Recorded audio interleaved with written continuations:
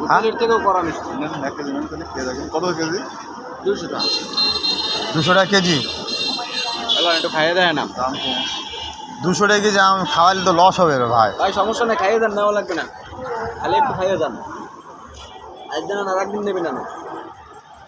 আম তো চিনে দেবেন যে আসলে আম আছে এরকম ফার্স্ট ক্লাস আম। ইন্ডিয়ান আম রে, ভাই যতটুকু জানি ইন্ডিয়ান আমি। হেভি মিষ্টি। হেভি মিষ্টি, হেভি মিষ্টি, রূপালির বাপ এটা। হ্যাঁ যদি নেন তাহলে